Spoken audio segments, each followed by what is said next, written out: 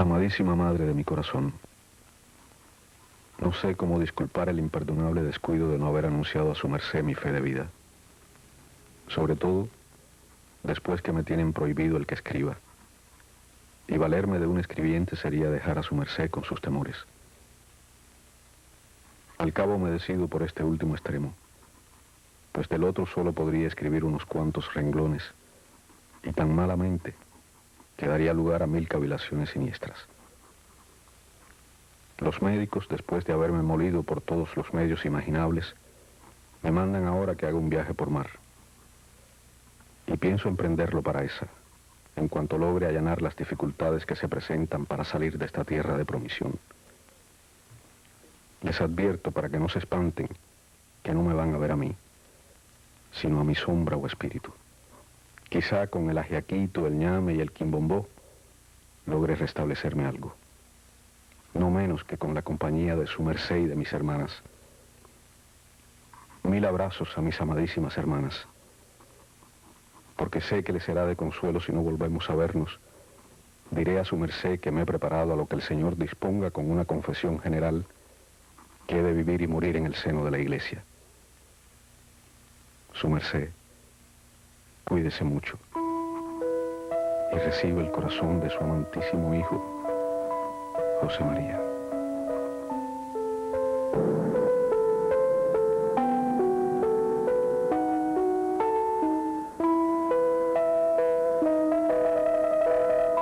Ya estaba de sí mismo preparado a morir, porque cuando la grandeza no se puede emplear en los oficios de caridad y creación que la nutren, devora quien la posee.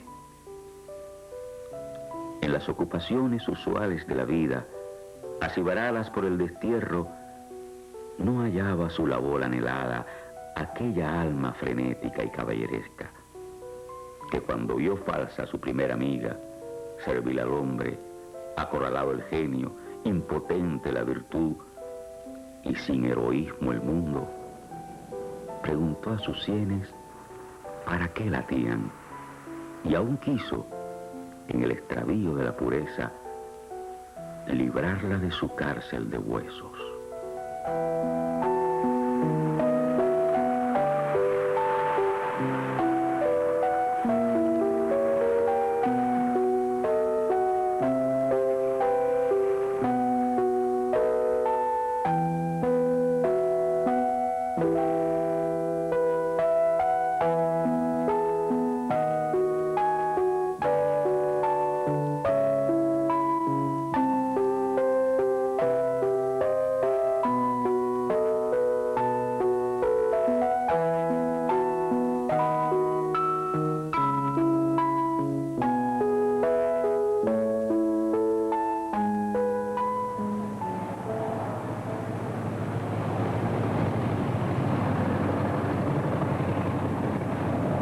En este momento estamos en mi casa conmemorando el aniversario de la muerte de mi bisabuelo. Hace 150 años que falleció en México. Allí se encontraba en muy mala situación y tuvo grandes cargos en México, en Venezuela.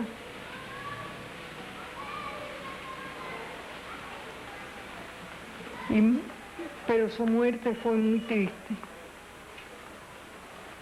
Yo he leído mucho de él, pero no puedo hablar mucho, porque me hace daño.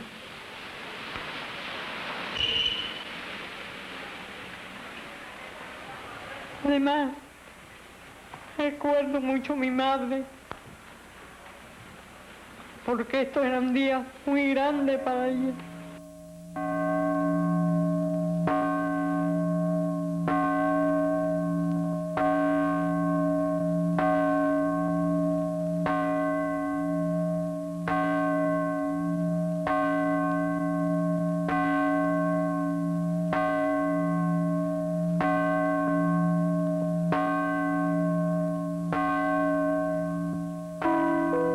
Donde son más altas las palmas en Cuba, nació Heredia, en la infatigable Santiago. Ya desde la niñez preciosísima lo turbaba la ambición de igualarse con los poetas y los héroes. Por cartilla tuvo a Homero, por gramática a Montesquieu, por maestro a su padre, por dama a la hermosura. Y dicen que desde la niñez, como si el espíritu de la raza extinta le susurrase sus quejas y le prestara su furor, como si el último oro del país saqueado le ardiese en las venas, como si a la luz del sol del trópico se le revelasen por merced sobrenatural las entrañas de la vida, brotaban de los labios del niño estupendo el anatema viril, la palabra sentenciosa, la oda resonante. El padre, con su mucho saber y con la inspiración del cariño, ponía ante sus ojos ordenados y comentados los elementos del orbe, los móviles de la humanidad y los sucesos de los pueblos.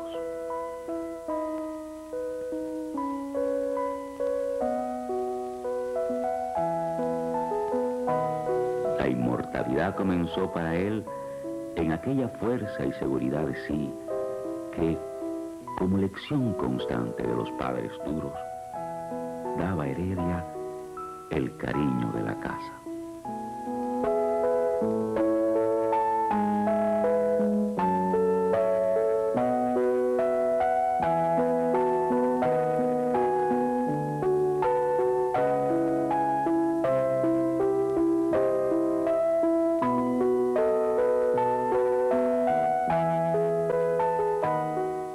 La etapa en que Heredia surge a la vida es una etapa históricamente compleja, una etapa importante en que muchos países buscan la independencia. Está la independencia de América Latina en primer lugar.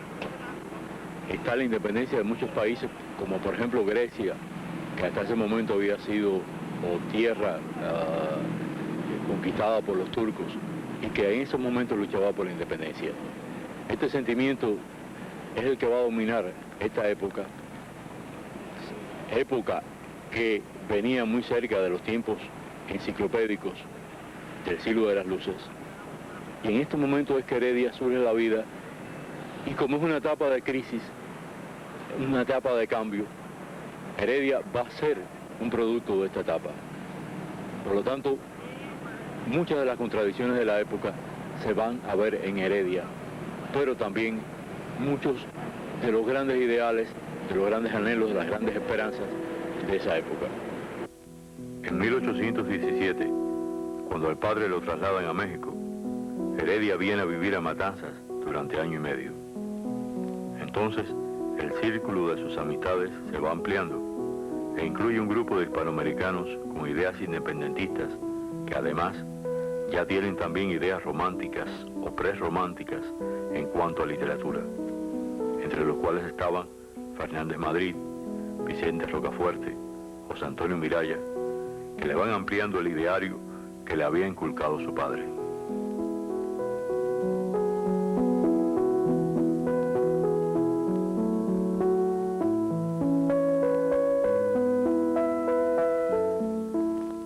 Siempre se ha dicho que Heredia era más imaginativo que práctico, que su imaginación iba mucho más allá de lo que era la realidad de su vida.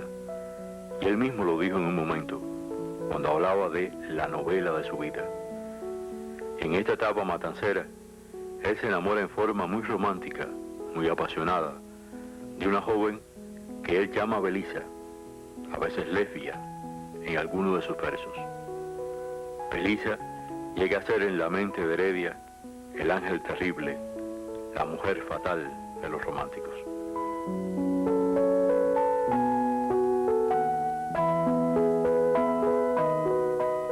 Si infiel juzgo a Belisa y abrázame los celos, maldigo su hermosura y a hogar juro mi afecto. Pero si a mí risueña vuelve sus ojos bellos, olvido en el instante mis firmes juramentos. Me postro ante sus plantas perdones mil pidiendo, me abraza y juro amarla hasta el postrer aliento.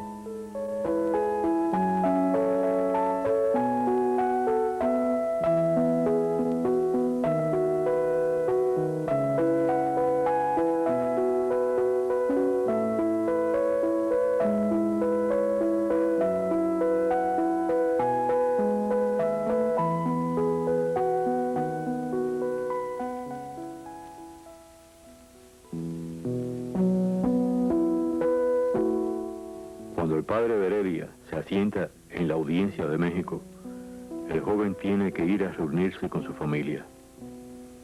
Esta primera estancia de Heredia en México va a ser muy importante en su vida. Él volverá después e incluso morirá en México.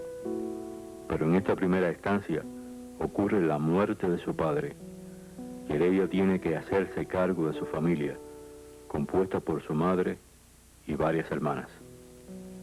El adolescente madura rápidamente y el poeta también lo hace.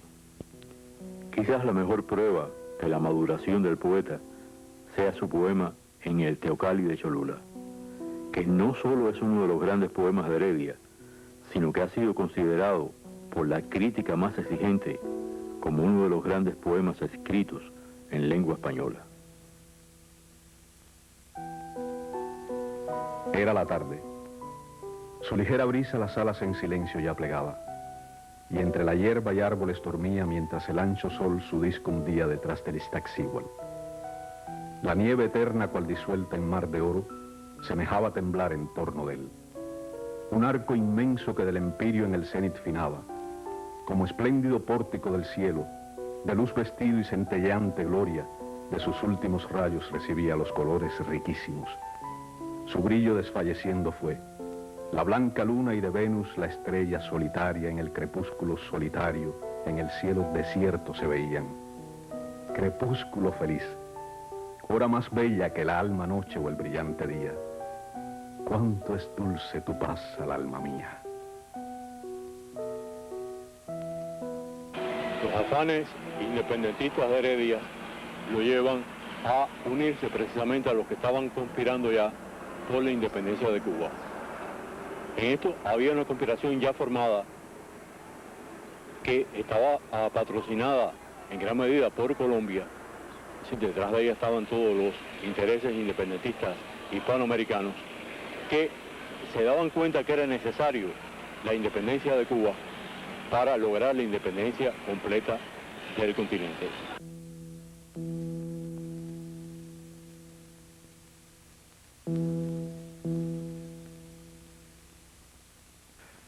Heredia se enrola en una filial de esta conspiración, los Caballeros Racionales, que tenía su sede en Matanzas. Pero Heredia es delatado y se dicta orden de arresto contra él. Por suerte, puede encontrar refugio en casa de un amigo de la familia, y es precisamente en este lugar donde pasa refugiado algunos días, lugar donde recibe el consuelo de una hermosa mujer, que después será la Emilia de sus versos. Por fin se arregla la fuga de Heredia y escondido logra huir de Cuba rumbo a los Estados Unidos.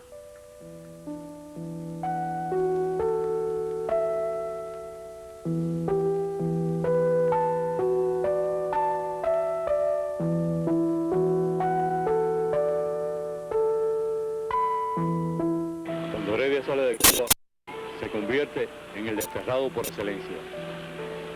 La naturaleza de la patria adquiere una dimensión simbólica inigualable en sus versos. La palma no solamente se convierte en símbolo de su poesía, sino también en símbolo de la patria. De este momento surgen algunas de sus mejores obras, como su famosa epístola a Emilia, en la cual recuerda a su amiga Pepilla Arango, la que cuidó precisamente sus últimos días en Cuba.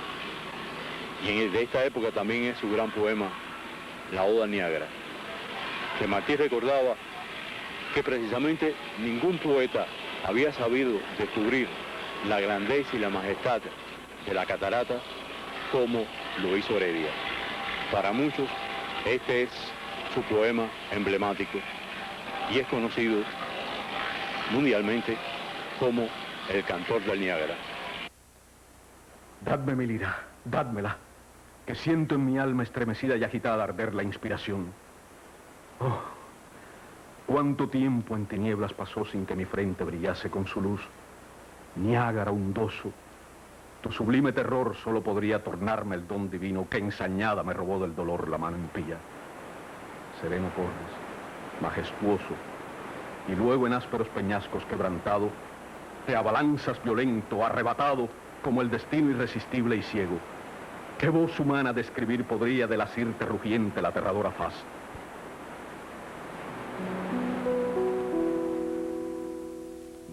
Mas, ¿qué en ti busca mi anhelante vista con inútil afán? ¿Por qué no miro alrededor de tu caverna inmensa las palmas, ay, las palmas deliciosas que en las llanuras de mi ardiente patria nacen del sol a la sonrisa y crecen, y al soplo de las brisas del océano bajo un cielo purísimo se mecen? Invitado por el presidente de México, Heredia viaja a ese país en 1825. Cuando el barco bordea las costas de Cuba, ve desde lejos el pan de Matanzas, el que está cercano de su querida ciudad. Y entonces Heredia compone su famoso poema, El himno del desterrado, quizás su poema de mayor trascendencia política. Reina el sol y las olas serenas corta en torno la prora triunfante, y hondo rastro de espuma brillante va dejando la nave en el mar. ¡Tierra!, claman. Ansiosos miramos al confín del sereno horizonte, y a lo lejos descúbrese un monte. Le conozco. Ojos tristes, llorad. Es el pan. En su falda respiran el amigo más fino y constante. Mis amigas preciosas, mi amante, qué tesoros de amor tengo allí.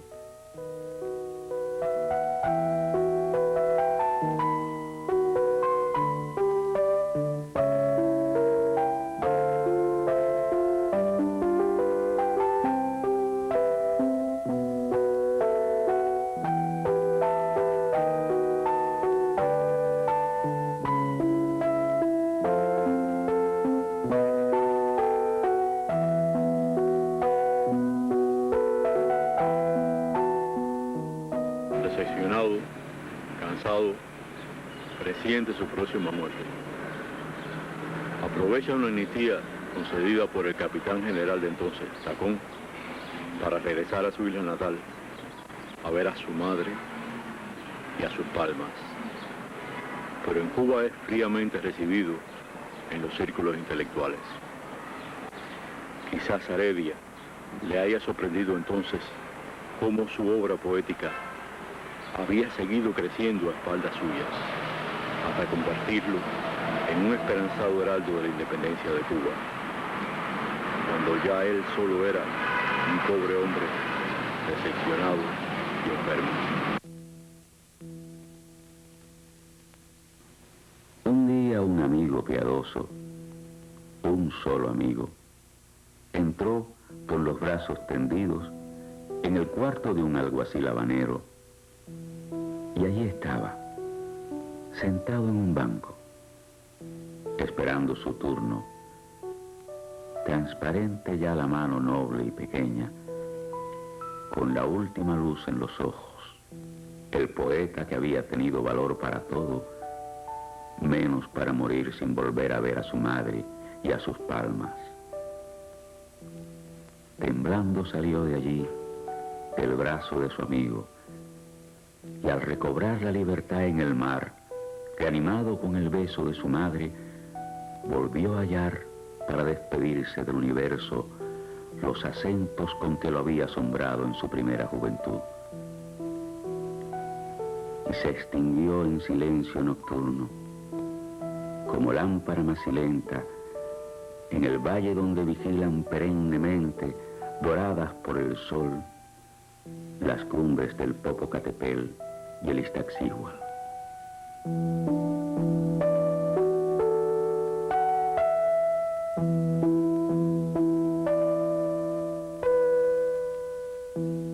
Cuba, Cuba, qué vida me diste, dulce tierra de luz y hermosura, cuánto sueño de gloria y ventura.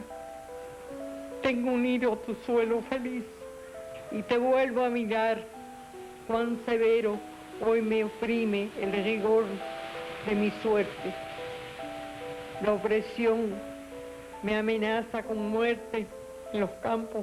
La opresión me amenaza con muerte en los campos do al mundo nací. Mas ¿qué importa que truene el tirano? Pobre sí, pero libre me encuentro.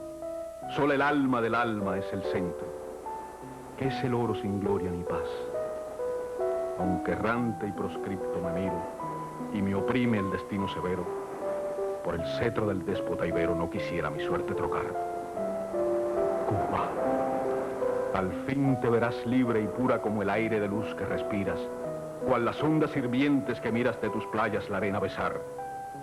Aunque viles traidores le sirvan del tirano, es inútil la hazaña, que no en vano, entre Cuba y España, tiende inmenso sus olas el mar.